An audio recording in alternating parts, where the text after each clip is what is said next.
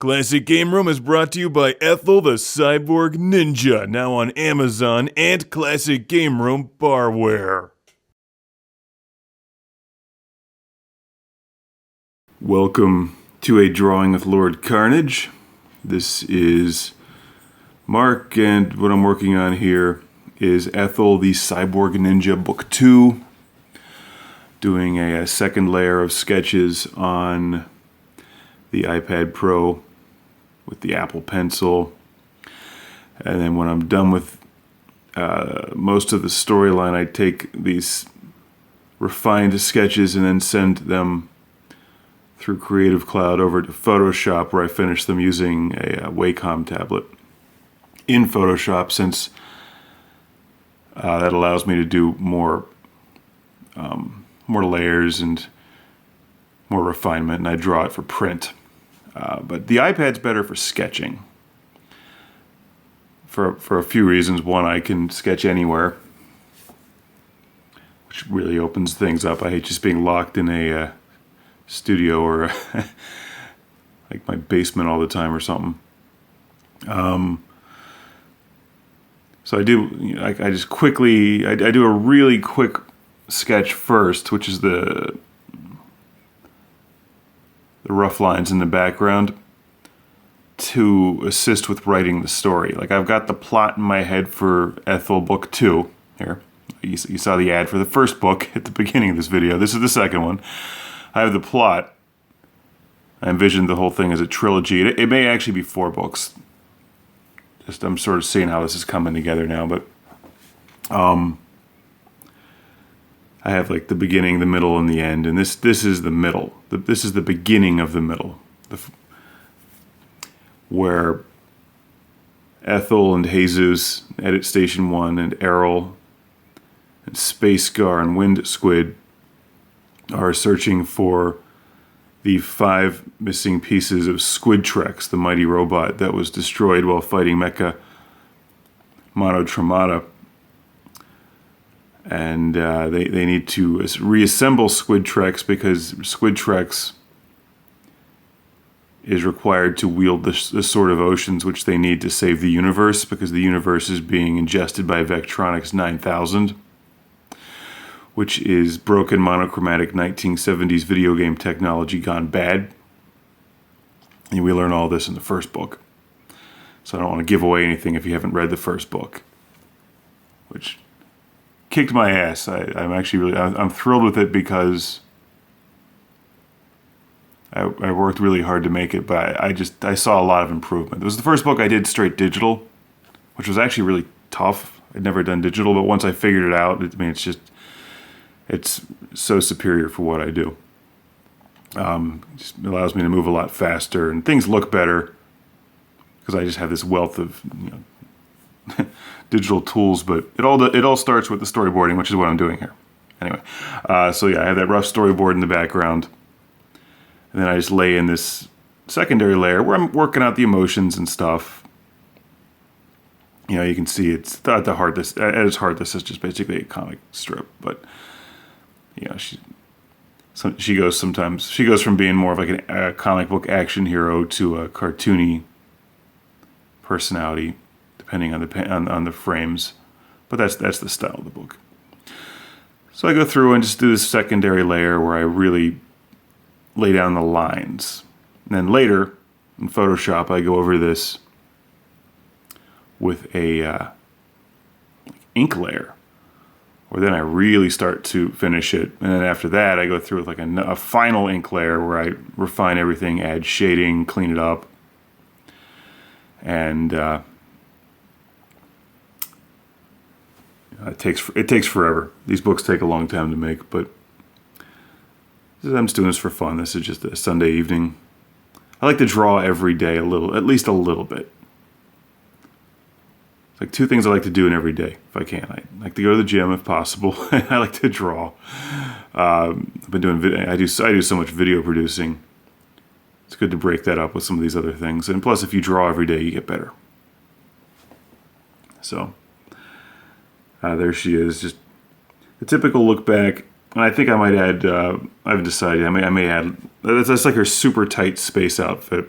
but I may add ammo packs all over the legs and stuff. I haven't decided yet. I'm gonna just see how the whole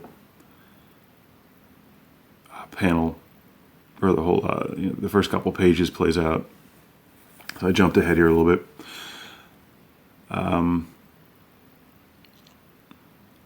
Once again, this is just a reaction shot to something where she's talking to Edit Station 1. I have the dialogue written in a different document, so I'll add the words and stuff last, obviously. But one of the things I like to do is to tear through the book as quickly as possible and get a lot of the, I'd call them more basic drawings out of the way, so I can read it and then get some good ideas for the finishing. Since this goes through a number of revisions, I don't do the finishing work until it's really set in stone for obvious reasons. So I just I throw in heavier lines here, work it out. I mean, your draw line's probably a little strong there. I'll clean that up later. And Wind Squid's tentacles are a little small in this particular shot. I'll clean them up later. But this is assisting with page layout. And then when I take this over to Photoshop, I basically just redraw it all right over top of it with refined lines, and then add background detail. Okay, here's Errol, and I don't mess around with Errol. I'm doing the same thing for Magnum Skywolf with the helicopter. I create models out of clay, and then since I'm using the iPad here, I actually just took a picture with the iPad of Errol on the table, like a minute before this. So I take a picture of Errol in the shot that I want, and drop him in there, and just draw right over top of the model. Maybe it's cheating. I don't care. I want to get it right. I want to get it right fast. So this is how I do it. It's my model. I made the damn model, so I can do what I want with it. I'm actually a little out of practice drawing Errol. He's pretty tricky, as you can see. He's got these vents and everything. So I'm sure this will require a great deal of refinement. But there, I skipped ahead a bit here.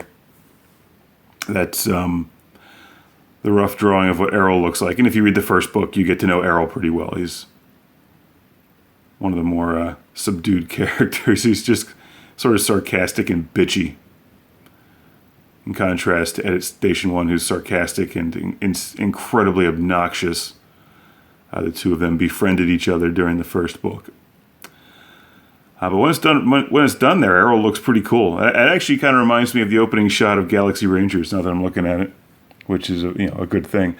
Okay, so here's... I need to really sit down and go over the Squidtrex models again before I finish this. Squidtrex has 3 fingers on each hand, but what they're doing is Space Scar and Errol are trying to lift the Squidtrex arm out of a city that they just bombarded in a couple pages earlier. This is the first part of Squidtrex that they're going to secure. And I don't want to give away too much of the plot, but let's just say that if you read the first book, you know Vectronics 9000 is pretty menacing. And Vectronics 9000 allows... basically messes with reality in a local space. This is actually a huge part of the second book, because they're really well, it just plays a big part of the book. So they find a Vectronics substation near this thing, and they need to hack Vectronics 9000 to give Errol and Edit Station 1 an edge in lifting that arm out of there, which means that Ethel is going to have to go inside this thing and beat the game. And that's where things start to get weird, of course. Anytime the laws of reality no longer apply. She did that in the first book, except the game's different this time around. So she's going to have to go in there, and I won't give it away, but let's just say this time it does have... She has a bow on her head and boots. It might be chased by the undead. But she has to beat the game in order to gain control of the the Vectronics 9000 power in the area so that they can do what they need to do. And it's pretty tricky. It's a pretty challenging art project ahead, but I'm doing these there's fairly basic drawings. Actually, this one's kind of tough. Anytime you start to have the human characters, which are really hard to draw because people's eyes are very perceptive. The human characters lean over and do things. Their shoulders move. Their backs arch in different ways. I'll probably actually get someone to help model this shot out for me before I'm done with it. Nothing gets things right like using models, real models. And I frequently use myself actually in a camera phone, but obviously my proportions are not very much like hers. So work with someone to get that done. Maybe sometimes I nail it right on the first time, and I don't need to use a model. But other times the drawings are complicated, and I do just to get them done right. So that one I may or may not use. We'll see how the drawing turns out. It actually didn't look too bad just from the first sketch. This one actually turns out nice too. Her right ear in the shot, which is I guess on the left side, ends up being too big by the time I'm done with this. But that's I draw these things and I sit down and look at them later, and that's when I. Sort of like I'm looking at it in a different way. Like, oh, obviously your ear's too big. Which means I just fix it for the next round of finishing. This is a slightly lower angle shot of her face. Because they're opening the door and getting a look at Vectronics 9000, this thing that damn near killed them last time, but this time she's got to do it again.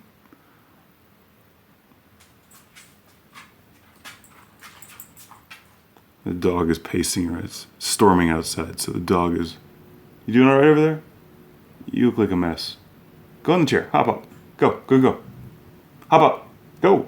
Stop just staring.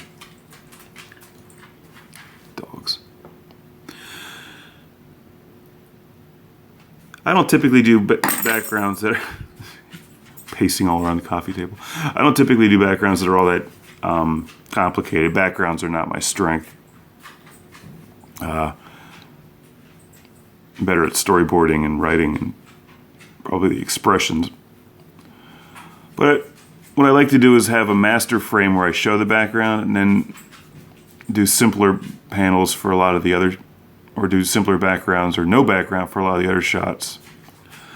So what I just did there was actually I took out, there was like a reverse angle shot where she's standing there at Edit Station 1 looking at this thing, and it looked too much like the top panel, so I just wiped that out and drew another one where I put her closer to the camera, so to speak, and redesigning a new Vectronics 9000 here, which has like the front end of a car and hoses coming out of it.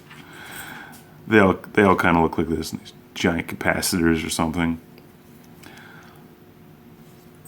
This is the very first round design of this thing, Vectronics. These are fun. They're fun to draw because they don't have to look like much of anything, and they just end up being like a whole bunch of hoses and monitors,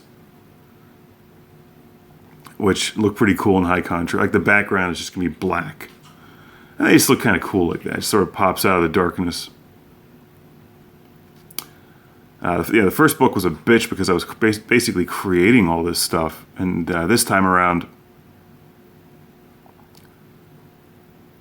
it's more or less been established. These characters have been established. There's some new ones in this book, obviously, that you haven't seen yet. But that's it. So Ethel the Cyborg Ninja Book 1 is actually on Amazon right now in print. And Jesus the Coked Up Chicken, Special Edition 1, 56 pages this time around with all kinds of Disco 8-track comics, is also on Amazon right now. So, see you later. Classic Game Room is brought to you by Ethel the Cyborg Ninja, now on Amazon and Classic Game Room Barware.